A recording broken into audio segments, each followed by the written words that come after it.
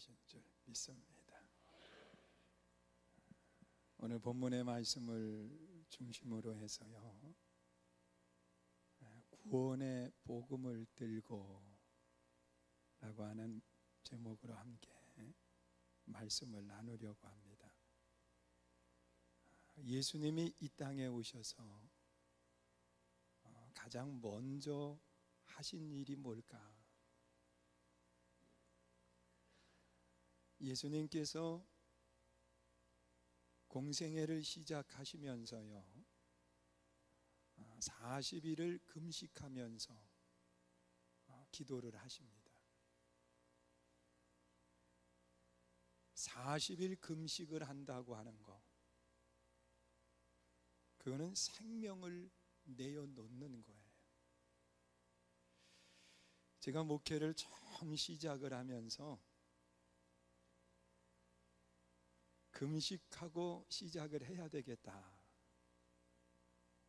그리고 아주 비장한 각오를 하고 저희 어머님께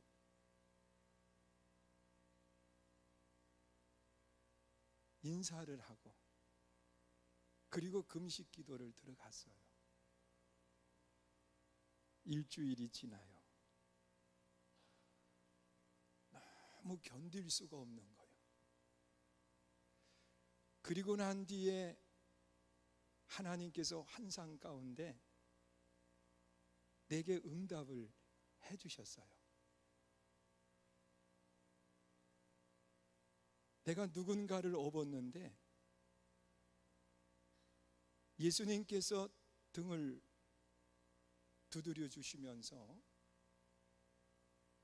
가장 중요한 분을 맡겼다는 거예요. 그리고 난 뒤에 하나님이 응답하셨는데 더 할 거 있냐? 그리고 그냥 내려왔어요. 마음으로는 40일 하고 싶었는데 못하겠더라고요. 이 40일을 한다고 하는 것은 생명을 거는 것, 그거예요. 예수님은 40일 금식 기도를 하신 뒤에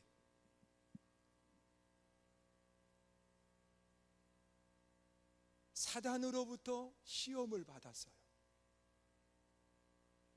그 굶주려 있는 상태에서 사단이 예수님께 하는 이야기가 여기 돌들로 떡을 만들어서 먹으라는 거예요. 여러분, 40일 금식 기도했겠다. 하나님의 능력으로 충만해졌는데 한번 해볼까? 뭐 그런 마음 들 수 있잖아요. 그런데 예수님이 하신 말씀을 보면 사람이 떡만 가지고는 안 된다.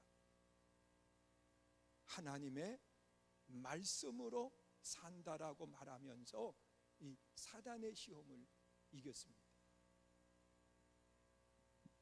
그리고 나니까 이 사단은 포기한 것이 아니라 예수님을 성전 꼭대기로 데리고 올라가서는 뛰어내리라는 거예요.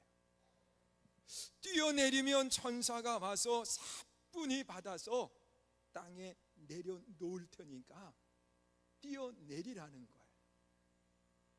여러분, 40일 금식 기도하고 나니까 하나님의 능력으로 충만케 되었거든요. 정말 뛰어내려봐? 그런 마음 들 거예요. 그런데 예수님이 하신 말씀을 보면 주 너희 하나님을 시험하지 말아라. 여러분, 하나님은 시험의 대상이 아니에요. 믿으세요? 그리고 나니까 이 사단이 포기하는 것이 아니라 세 번째 시험을 가져온 겁니다. 예수님을 높은 산 꼭대기로 데려올라가더니 천하만국을 다 보여주는 거예요. 그러면서 하는 말이 내게 절을 하면 이 천하만국을 다 내게 주겠다. 그러면서 이 사단이 예수님을 유혹하는 거예요. 그때 예수님은 하나님만이 섬김의 대상이라고 말하면서 그 시험을 이겼어요. 그리고 나니까 이 사단이 떠나가고 누가 와서 예수님을 돕느냐? 천사가 와서 예수님을 도왔다고 말씀을 하고 있습니다.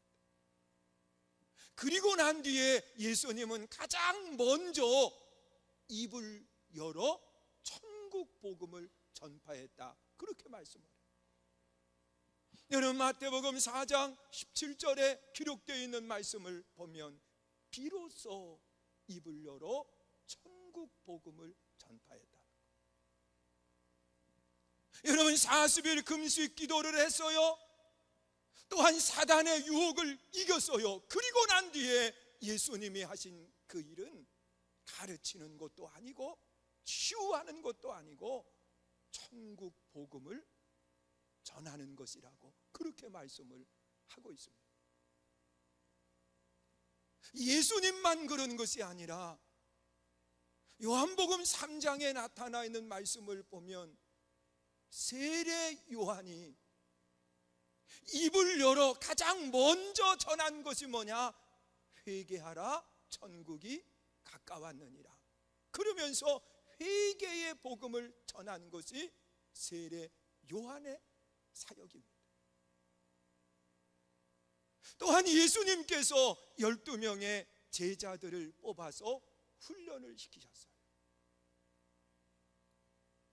그리고 마태복음 10장 5절 이하에 기록되어 있는 말씀을 보니까 둘씩 짝을 지어서 보내면서 뭐라고 말씀하시느냐? 너희는 아무것도 가지고 가지 마라. 그리고 또한 이방인에게도 가지 말고 사마리아인에게도 가지 말고 이스라엘의 잃어버린 양을 위해서 가라고 말씀을 하십니다. 그리고 그들을 보내는 거예요. 오늘 본문에 나타나 있는 말씀을 보면 이사야 선지자를 통해서 오늘 우리에게 주시는 말씀이 있습니다. 하나님은 우리에게 가라는 겁니다. 어디로 가느냐? 하나님을 모르는 사람들, 세상 속에 매여 있는 사람들을 위해서 가라는 겁니다. 가서 천국 복음을 전하라고 그렇게 말씀을 하고 있습니다. 여러분, 예수님께서도 입을 열어 가장 먼저 천국 복음을 전파하셨고, 또한 예수님의 오시는 길을 예비했던 세례 요한도 회개의 복음을 전하였고, 그리고 또한 예수님의 제자들은 잃어버린 양, 하나님을 떠난 그들에게 가서 복음을 전할 것을 말씀을 하고 있습니다. 이 귀한 사명은 오늘 우리들에게도 허락해 주셨는데, 이 복음을 전할 수 있는 사람이 누군가? 여러분, 복음을 전하는 데 있어서도 아무나 가라고 말하지 않았어요. 분명히 복음을 전하는 사람에게는 자격이 있어야 된다는 것. 그 자격이 뭐냐? 오늘 본문 1절에서 말씀을 하고 있습니다. 우리 한번 1절 말씀 함께 읽습니다. 시작. 주 여호와의 영이 내게 내리셨으니 이는 여호와께서 내게 기름을 부으사 됐습니다. 여기까지만 읽어도 돼요. 여호와의 영이 내렸다 그랬습니다.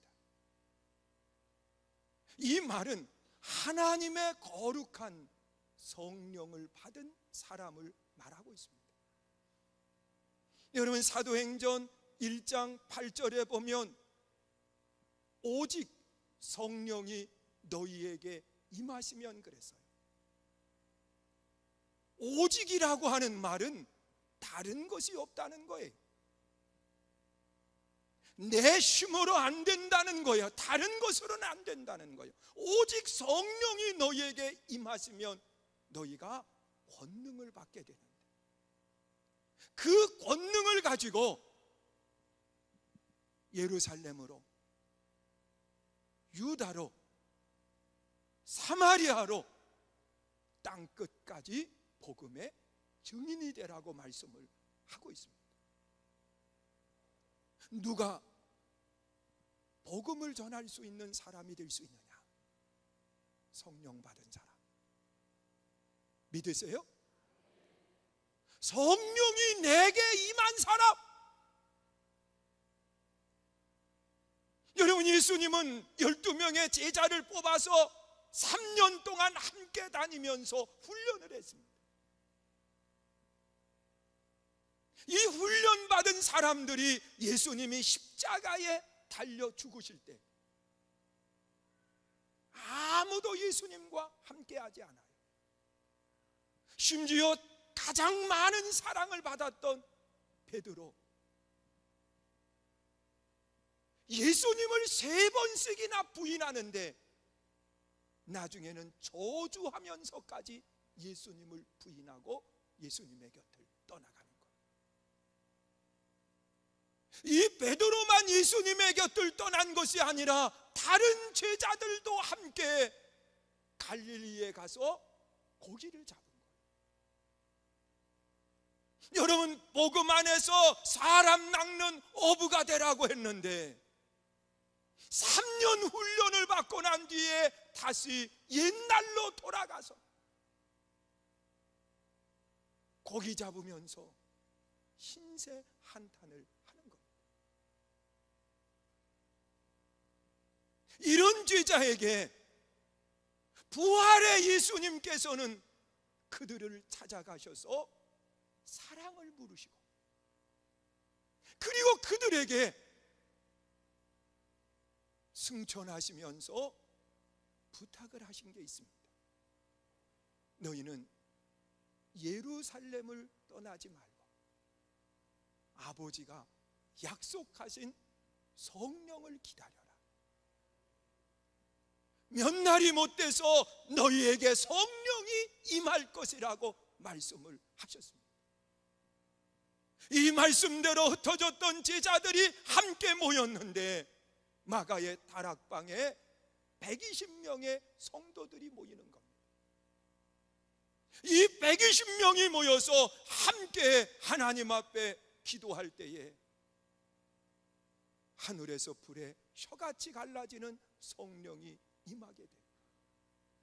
여러분, 성령 받은 사람들은 가만히 있지 못해서 그동안은 두려움 속에 떨었지만 성령 받은 그들은 가만히 있지 못하고 거리로 나가기 시작을 합니다.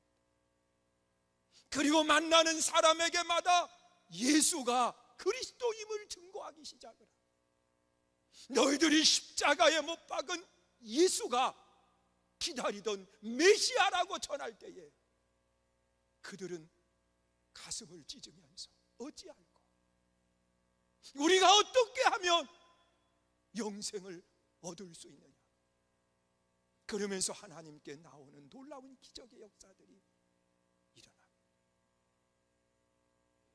여러분, 누가 복음을 들고 나갈 수 있느냐? 성령 받은 사람. 믿으세요? 이 성령이 너희에게 내렸다라고 표현을 하고 있습니다. 여러분, 내린다라고 하는 것은 그 성령이 임하는 그 자리에 내가 있어야 됨을 말하는 거예요.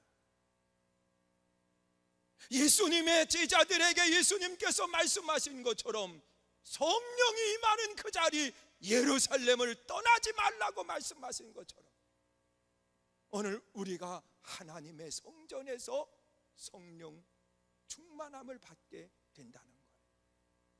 믿으세요?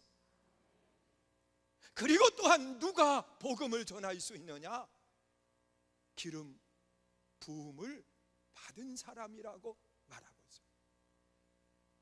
여러분, 기름 부음을 받는다고 하는 것은요, 구약에는 3가지의 직능만이 기름 부음을 받게 되어 있습니다. 하나는 제사장이 기름 부음을 받아요. 여러분, 아론이라고 하는 제사장이 이 직능을 감당하기 전에 기름 부음을 받았습니다. 이 기름 부음을 받는다고 하는 것은 너는 내 것이라고 하는 거예요. 내가 너에게 이 사명을 맡겼다는 거예요. 그래서 기름 부어서 제사장의 직능을 감당하게 하셨습니다. 그리고 또한 누가 기름 부음을 받느냐?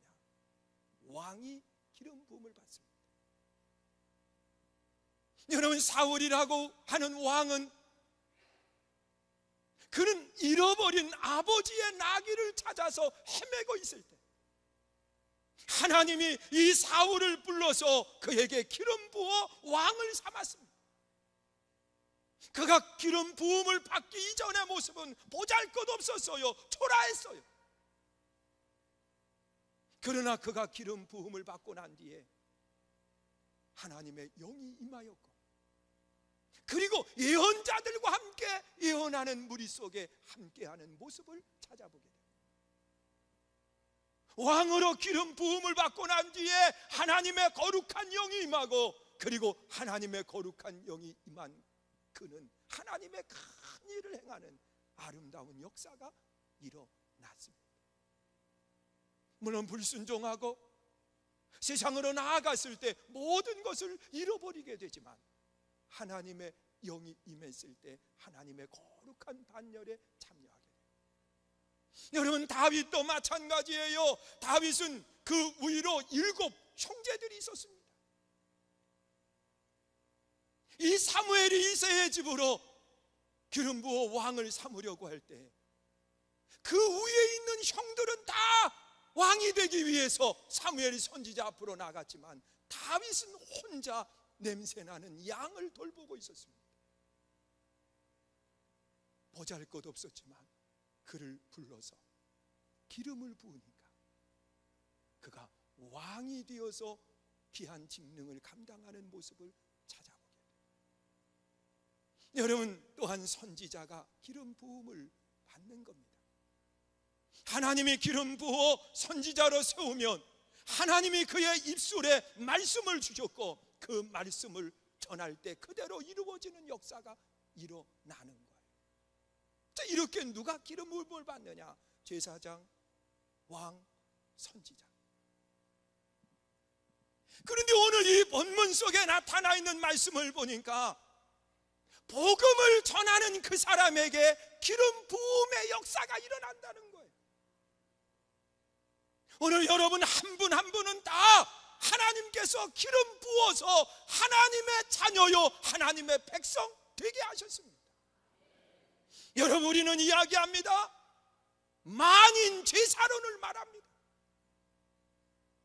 누구든지 하나님 앞으로 나가서 죄를 고백할 수 있고 하나님 앞에 제사함의 은혜를 받을 수 있습니다. 여러분, 한 분 한 분은 다 제사장이에요. 믿으세요? 그리고 또한 다스릴 수 있는 왕입니다. 악한 영을 다스릴 수 있어요. 세상을 다스릴 수 있어요. 왕의 반열에 우리를 세우신다고 말씀합니다. 하나님이 여러분 입술에 말씀을 주셨어요. 하나님은 분명하게 하시는 말씀이 내가 무엇이라 말하든지 그대로 이루어진다고 말씀을 하고 있습니다. 우리는 기름 부어 복음을 전할 수 있는 하나님의 일꾼으로 세워주셨어요. 믿으십니까? 이 확신이 있어야 돼요. 우리 옆사람 인사 좀 하시지요. 나는 복음 전할 자격을 가진 사람입니다. 나는 복음 전할 자격을 가진 사람입니다. 할렐루야.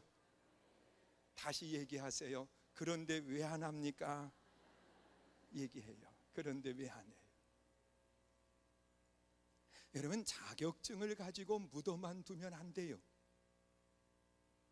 여러분이 가지고 있는 그 자격증을 묻어두든지 남에게 빌려주고 나는 아무것도 안 하면 안 되는 거예요. 자격증이 있으면 그걸 가지고 나가야 돼요. 그런데 복음을 전할 자격증을 가진 우리가 나가서 복음을 전하는데 누구에게 전하는 거냐? 오늘 본문 1절 아까 읽은 그 뒷부분을 다시 한번 읽어보세요. 우리 1절 말씀 읽습니다. 시작. 부사 그 뒤부터 시작. 가난한 자에게 아름다운 소식을 전하게 하려 하십니다. 나를 보내사 마음이 상한 자를 고치며 포로된 자에게 자유를, 갇힌 자에게 노임을 선포하며. 할렐루야. 여러분, 누구에게 가는 거냐? 누구에게 가는 거냐? 강한 힘을 가지고 있어서 내가 그 앞에만 가면 움츠려들고 떠는 그런 대상이 아니에요. 여러분, 우리는 그런 사람 대상으로 가는 줄 알고 복음 전하러 가라 그러면 목사님 다른 거는 다 하라고 그러면 하겠는데 이거 복음 전하는 거는 나 못하겠으니까 못 갑니다. 그러면서 복음은 못 전한다고 이야기할 수 있어요. 그런데 누구에게 가는 거냐? 가난한 자에게 가는 거예요. 여러분, 가난하다라고 하는 것은 사모함을 가진 사람을 이야기하고 있습니다. 여러분, 사람이 굶주리면은요, 그 먹는 것에 대한 사모함이 얼마나 간절한지. 제가 학생 시절에 그 목사님, 제가 섬기던 교회에 목사님 딸이 있었어요. 따님만 6인가요? 그래요.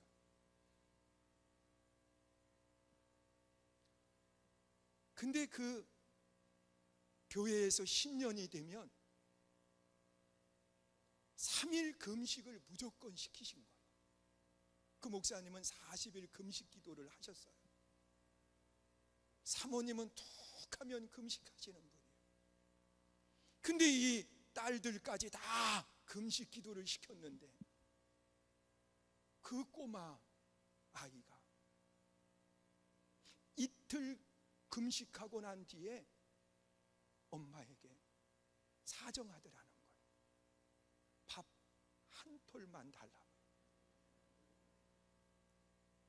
많이 달라는 것도 아니에요. 밥 한 톨만 달라. 그 딸이 제 처제가 됐어요. 지금은 대학 교수가 돼가지고 교회에서도 오르간 반주를 하고 그래놨대. 밥 한 톨. 여러분,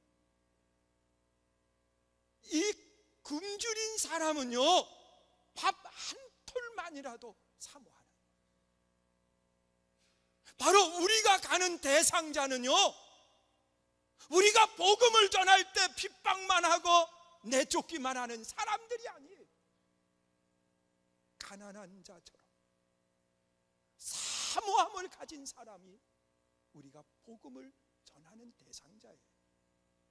믿으세요? 여러분, 어느 분이 전도를 하려고 대문을 두드린 거예요. 정말 죽기보다 싫게 대문을 두드렸다는 거예요. 왜냐고 하면 문 열고 욕하는 사람도 많고요, 심지어 어느 분은 대문을 두드리니까 문을 열면서 확 물을 다 뿌리더라는 거예요. 그러니 두려운 마음을 가지고 대문을 두드리고 웬 아주머니가 나오는데 예수 믿고 천국 가세요. 그리고 복음을 전했더니 갑자기 그분이 눈물을 펑펑 흘리더라는 거예요. 그러면서 하는 이야기가 왜 이제야 오셨냐고. 왜 이제야 오셨냐고. 내가 진작 예수를 만났다고 하면, 당신이 진작 왔다고 하면 내가 오늘 이런 아픔과 고난이 없었을 텐데, 그러면서 왜 이제야 왔느냐고 기쁨으로 그를 맞이해 주더라. 그래요. 여러분, 복음을 가지고 가는 그 사람들은 누구냐? 가난한 사람들이에요. 여러분, 가난하다고 하는 것은 생활의 빈곤을 이야기하는 것이 아니에요. 사모함을 가진 사람을 말해요. 또한 가난이라고 하는 것은 온유한 자라고 하는 그러한 의미를 갖고 있어요. 여러분, 복음을 받아들이는 대상은 강한 사람이 아니라 온유한 사람, 따뜻하고 부드러운 사람이 여러분을 기다리고 있는 거예요. 믿으십니까? 그래서 가난한 자에게 가고, 또한 마음이 뭐한 사람에게요? 상한 사람에게 가라고 말씀을 하고 있어요. 여러분, 세상을 살면서 깨닫는 것 중에 하나가 뭐냐고 하면, 이 물질적으로 부족해서 당하는 고난보다도요, 어려움보다도요, 마음의 상처로 인해서 당하는 고난이 훨씬 크다고 하는 사실이에요. 여러분, 배고픈 사람은 잠은 잘 와요. 배가 고파도 잠은 와요. 도리어 힘이 없으니까 잠만 자요. 그러나 마음에 상처가 있는 사람은요, 잠을 자려고 누우면 억울한 생각, 분한 생각, 미움의 생각, 이것이 잠을 이루지 못하게 하는 거예요. 마음이 상한 사람은 잠을 견딜 수 없는 고난 속에 몸부림치게 되는 거예요. 여러분, 마음에 상처가 있는 사람은 두려운 마음을 갖게 돼요. 염려의 마음을 갖게 돼요. 여러분, 지난 주간에 지식인 한 사람이 자살을 했어요. 마강수 씨라고 하는 연세대학교 교수기도 했어요. 퇴임을 하고 난 뒤에 스스로 목숨을 끊었어요. 왜 그랬느냐? 우울증이 왔다는 거. 그 우울증으로 인해서 잠을 자지 못했다는 거. 그런데 그것이 언제 왔느냐? 그 책을 쓰고 난 뒤에 그 책이 안 좋은 내용을 기록했거든. 그리고 난 뒤에 그가 교도소를 가게 돼요. 그러면서 그때 우울증이 찾아왔다는 거야. 마음의 아픔을 다른 것으로 이기지 못했어요. 그래서 결국은 스스로 자기의 생명을 끊는 자리까지 나아가게 돼요. 여러분, 마음의 상처는요, 잠을 이루지 못해요. 잠을 이루지 못하는 그들에게 복음을 들고 가는 것, 믿으십니까? 마음에 상처가 있는 사람에게 싸매주기 위해서, 복음으로 감싸주기 위해서 우리가 가는 거예요. 여러분, 복음을 들고 가는 사람 시시한 사람 아니에요. 초라한 사람이 아니라는 거예요. 복음을 들고 가는 사람, 마음의 상처를 싸매줄 수 있는, 마음의 아픔을 감싸줄 수 있는 능력을 가지고 가는 거예요. 믿으십니까? 또한 누구에게 가느냐? 본문에 나타나 있는 말씀을 보니까 포로된 자에게 가는 거다 그랬습니다. 포로된 자에게 자유를. 여러분, 사람들은 다 포로가 되어서 생활을 합니다. 바울은 그 포로됨을 그렇게 표현을 했어요. 오호라, 나는 곤고한 사람이로다. 내가 원하는 바 선은 행하지 못하고 원치 않는 악을 행하고 있다 그랬습니다. 여러분, 마음은 선을 원하는데 나도 모르는 사이에 악으로 나아간다고 하는 거예요. 이유가 뭡니까? 악의 포로가 되어 있어서 그래요. 내 스스로 선을 향해서 가지 못하게 하는 것이 이 사단이 하는 일이에요. 제가 가끔 이야기하는 이야기가 있어요. 들으신 분은 다시 한번 듣는 거고, 못 들으신 분은 처음 듣는 거니까 편안하게 들으세요. 어느 교회에 장로님 계셨어요. 그 장로님에게 아내가 있었는데 교회 권사님이신 거예요. 근데 이 권사님에게 옷가게만 지나가면 절대로 그냥 못 지나가는 습관이 하나 있었어요. 꼭 저지르고 지나가야 되는 거예요. 근데 이제 현찰로 요즘 안 사잖아요. 다 카드로 사는데, 카드를 긁을 때마다 장로님 핸드폰에 문자가 뜨는 거예요. 그래서 삑소리만 나면 가슴이 두근두근 되는 거예요. 보면 50만 원도 긁고 100만 원도 긁고. 그러니까 이 장로님이 나중에 견디다 못해가지고 권사님을 불러가지고 얘기를 하는 거예요. 여보, 이거 우리 일에다가 망해. 어떻게 하려고 그래? 그랬더니 그 아내가 하는 이야기가, 여보, 옷가게만 지나가면 내 마음이 아니라는 거예요. 그냥 들어가고 싶어서. 들어가면 모든 옷이 이뻐 보인다는 거예요. 그래서 사는 거예요. 그러니까 장로님이, 여보, 이건 사단이 시키는 거니까 기도하면 될 거예요. 당신 들어가고 싶거든 옷가게 앞에서 기도해. 사탄아 물러가라. 기도하라는. 그래서 옷가게 앞에 가가지고서는 이 권사님이 사탄아 물러가라. 그리고 기도했어요. 그날 핸드폰에 아무것도 안 뜬 거예요. 저녁에 집에 들어가서, 여보 일로 와봐. 당신 오늘 그냥 지나갔네? 그랬더니 하는 얘기, 여보, 옷가게 앞에서 내가 들어가고 싶은 마음이 막 생기는데 기도했다는 거예요. 사탄아 물러가라. 그랬더니 사탄이 물러가더라는 거예요. 그 다음날 삑 소리가 나서 보니까 긁은 거예요.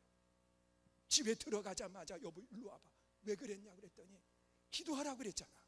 왜 안 했냐 그랬더니 하는 얘기가, 기도했지요. 했는데 사탄이 뒤로 물러가더니 나를 밀고 들어가더라는 거예요. 사탄이 밀고 옷가게로 들어가서 어쩔 수 없이 샀다는 거예요. 그래요, 사탄은 끌고도 가지만 밀고도 가요. 우리는 다 사단의 노예가 되어 있어요.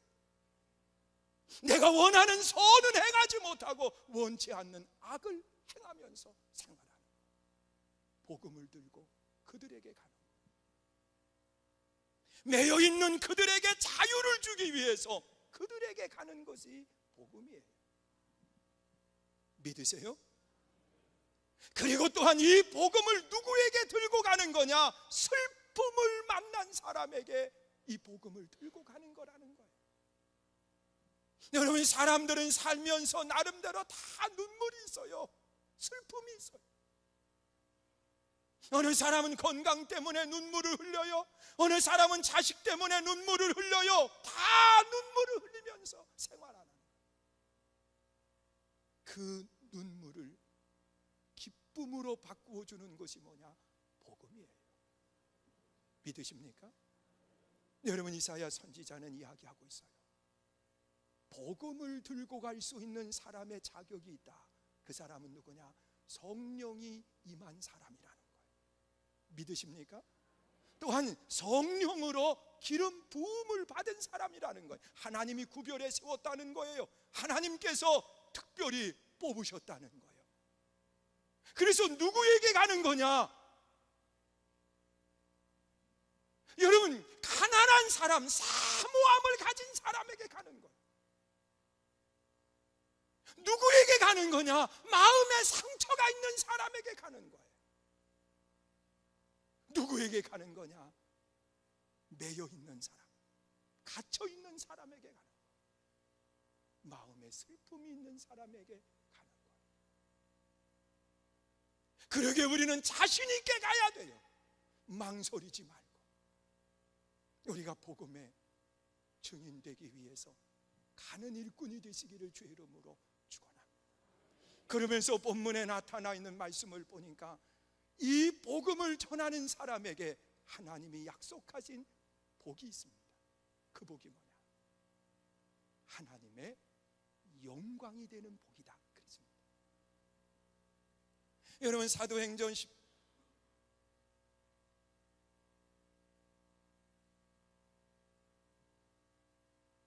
있어요.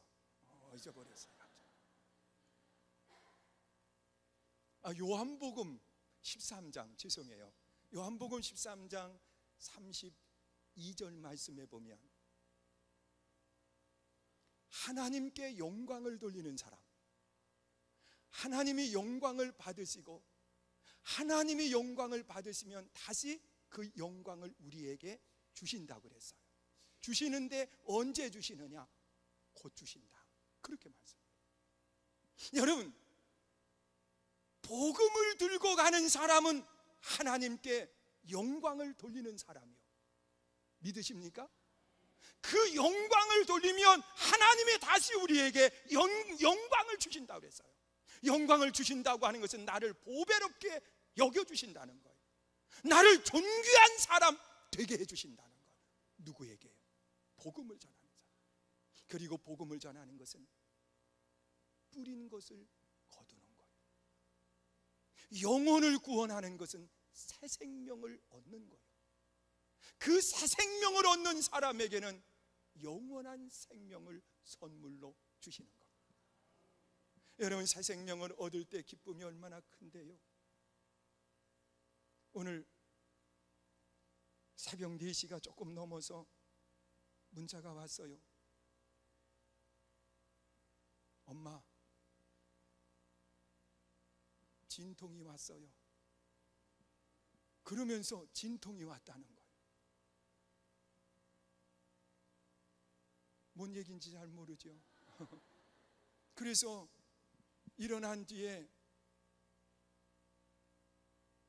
주일인데 그래도 아이는 태어난다고 그러면 주일날도 태어나잖아요, 이 아이가. 그래서 8시 예배가 있다고 그래가지고 그러면 예배 드리고 가서 나라. 8시 예배 드리고 그 다음에 이제 병원에 태워다 주고, 그리고 우리 아이는 10시에 아이들 예배를 인도해야 되니까 예배를 인도하러 오잖아요. 그리고 난 뒤에 태어나면 내가 속으로 그랬어요. 너도 복이다. 제가 첫 아이를 금요 철야 예배 시간에 낳았어요. 하나님의 은혜가 얼마나 큰지요. 저는 철야를 하고 제 아내는 아이를 낳고, 그래서 아이 낳을 때 부르짖는 소리도 저는 못 들었어요. 철야 예배 마치고 가니까 낫더라고요. 둘째 아이 낳을 때는 수요일 예배 드릴 때예요. 그래서 예배 드리고 가니까 낫더라고요. 그래서 내가 그 아이한테도 속으로 그랬어요. 너도 복이다. 주일 예배 드리고 가면 날 테니까 그거 복이다. 그랬어요. 기다려줘요. 제가 예배 마치고 난 뒤에 얼른 가서 핸드폰 열어볼 텐데 기다려지는 거예요. 왜냐? 생명이기 때문에 기다려져요. 여러분, 육신의 생명도 기다려지지만 영원한 생명을 구원한다고 하는 것은 기다려질 뿐만 아니라 그 기쁨을 형용할 수 없는 기쁨으로 바꿔지는 거예요. 나는 이 기쁨이 모두에게 있기를 주의 이름으로 축원합니다. 그러기 위해서 우리 한 가지 약속을 해요. 이번 주에 한 사람 이상에게 복음을 전하겠습니다. 그러시는 분은 손 들지 말아봐요. 한번. 손 들으시는 분은 안 하겠다고 하는 거고, 다 안 들으셨으니까. 그래요. 이번 주에 다 한 사람 이상에게 복음을 들고 가는 거. 그 복음을 받는 사람은요, 가난한 사람이에요. 사모하는 사람이에요. 그 복음을 받는 사람은요, 마음에 상처가 있는 사람이에요. 여러분이 안 가면 그 상처로 인해서 스스로 생명을 끊을 수도 있어요. 여러분이 가지 않으면 갇힌 상태에서 고통할 수밖에 없어요. 눈물을 닦아줄 사람이 없어요. 여러분 가야 돼요. 이 복음을 들고 함께 나아갈 수 있기를 주의 이름으로 축원합니다. 우리 함께 찬양하고 함께 기도합니다. 우리 기도하실 때에요, 죄송해요, 시간이 조금 지났어요. 영상 2분 보느냐고 조금 그것만큼 지났으니까 우리 함께 찬양하고 기도하시는데, 내가 복음의 증인 되게 해달라고, 또한 하나님이 역사해 주셔서 하나님의 능력이 나타나게 해달라고 기도하시고요. 기도받기 원하시는 분은 나오시면 기도해 드리겠습니다. 나는 들었고 나는 보았네.